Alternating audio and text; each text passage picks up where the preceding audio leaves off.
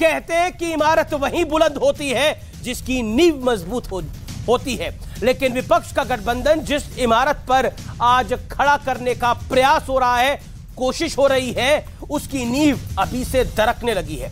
पटना में आपसी टकराव वाली घटना के बाद बेंगलुरु में भी विपक्ष की कला कथा जारी रही। सूत्रों का बहुत बड़ा दावा है कि गठबंधन की खिचड़ी के मास्टर शेफ कहे जाने वाले नीतीश बाबू को बेंगलुरु में बुरी तरह से साइड कर दिए गए और ममता बनर्जी और कांग्रेस ने मोर्चा संभाल लिया। एक तो उन्हें संयोजक नहीं बनाया गया और उसके बाद इंडिया नाम पर उनकी आपत्ति को भी दरकिनार किया गया। हालात ये हो गए कि पटना में केजरीवाल जॉइंट प्रेस कॉन्फ्रेंस से गायब थे, तो बेंगलुरु में नीतीश कुमार, लालू यादव और तेजस्वी यादव गायब हो गए। यानी कुल मिलाकर गठबंधन की ये कहानी ऐसी है, एक को मनाओ तो दूसरा रूठ जाता है। लेकिन मुद्दा इतना ही नहीं है, इंडिया नाम पर श्रेय लेने की होड़ भी शुरू हो चुकी है। कोई कह रहा है कि आइडिया राहुल का था, तो कोई इसे ममता बनर्जी का आइडिया बता रहा है। इन सब के बीच एक दूसरे पर वार का दौर भी शुरू हो गया है, क्योंकि लेफ्ट ने आज कहा है कि ममता बनर्जी ने पंचायत चुनाव में तानाशाही दिखाई है, और तो और घर बसने से पहले ही टीएमसी ने ममता बनर्जी को प्रधानमंत्री बनाने की दावेदारी पेश कर दी है और कहा है कि वो सबसे काबिल कैंडिडेट है। सवाल है कि इतने टकराव के बीच गठबंधन की गाड़ी कितनी दूर तक जाएगी। आज इसी मुद्दे पर होगी देश की सबसे बड़ी बहस।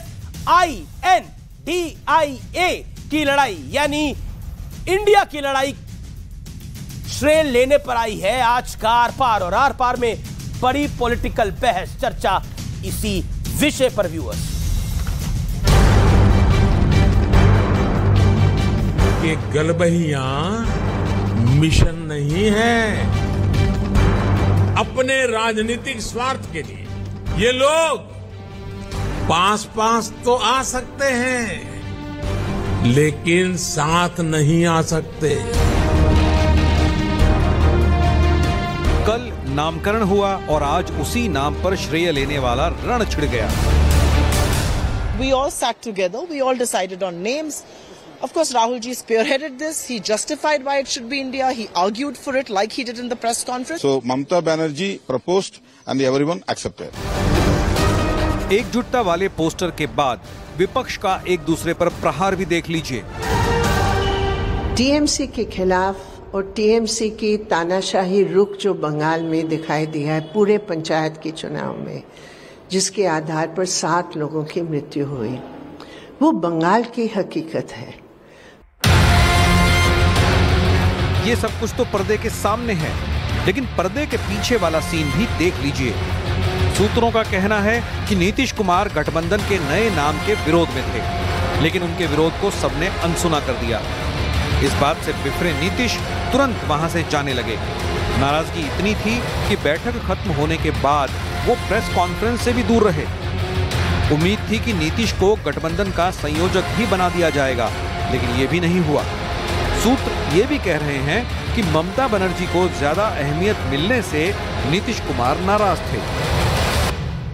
तो उनको वो सम्मान नहीं मिला, वहाँ बैठक में उनको वो महत्व नहीं मिला।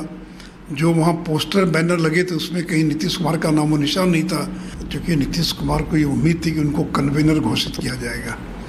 उनको लग रहा था कि उनको चेहरा भी घोषित किया जा सकता है, इसी से नाराज होकर निकल आए। नहीं, आज कह रहा है कि वो जो प्रेस कॉन्फ्रेंस हो रहा था उसमें थे ही नहीं, तो हम ही तो कह के सब बात मानिए लिया है सब, और वहां से उठ के हम चले आए यहाँ, इसलिए कि मेरी इच्छा राजगीर की हो रही थी ना। इतना ही नहीं, पीएम उम्मीदवार पर भी खींचतान शुरू हो चुकी है। প্রধানমন্ত্রীর দৌড়ে মমতা বন্দ্যোপাধ্যায়ের নাম আমরা চাইবই তো, আমাদের নেত্রী, আমাদের सीएम একজন বাঙালি। सवाल है कि क्या इतनी खींचतान के बीच विपक्ष का मोर्चा टिकाऊ साबित होगा? आज इसी पर होगी देश की सबसे बड़ी बहस। INDIA इंडिया की लड़ाई श्रेय लेने पर आई। और अब वक्त है आर पार के सुप्रसिद्ध विश्लेषण का, और आर पार का विश्लेषण इसलिए सुप्रसिद्ध है क्योंकि फैक्ट्स पर बेस्ड होता है। एकता वाली कलह कथा का विश्लेषण। कला नंबर 1, अध्यादेश पर अरविंद केजरीवाल और उमर अब्दुल्ला के बीच में तनातनी हुई थी, और आपने कहा कांग्रेस अगर अध्यादेश पर साथ दे तभी केजरीवाल अगली बैठक में आएंगे, और आम आदमी पार्टी का अरविंद केजरीवाल का दबाव रंग लाया और कांग्रेस को सरेंडर करना पड़ा इस विषय के ऊपर। कला नंबर और साझा प्रेस कॉन्फ्रेंस तक में शामिल नहीं हुए थे अरविंद केजरीवाल, नाराजगी इतनी थी। कला नंबर 2 स्थान था पटना, लेफ्ट और ममता बनर्जी के बीच ये तीखी बहस हुई। कला नंबर 3 स्थान था बेंगलुरु और INDIA यानी इंडिया को लेकर टकराव, नाम से संतुष्ट नहीं थे नीतीश कुमार। गठबंधन का संयोजक ना बनाए जाने पर भी नाराज थे।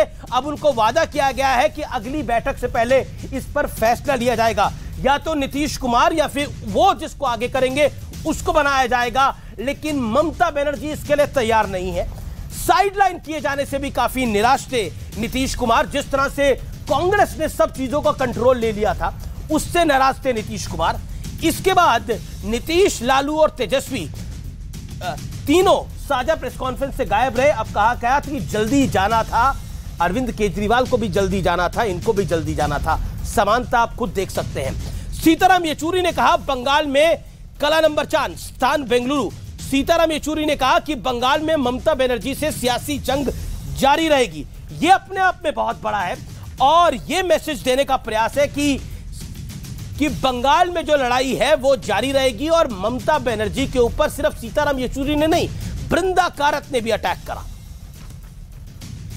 टीएमसी ने ममता को पीएम पद का उम्मीदवार बना दिया। यह कला नंबर 5 है, यानी कहा कि टीएमसी ने कहा कि अब यही उम्मीदवार होंगे, यह दावा पेश किया।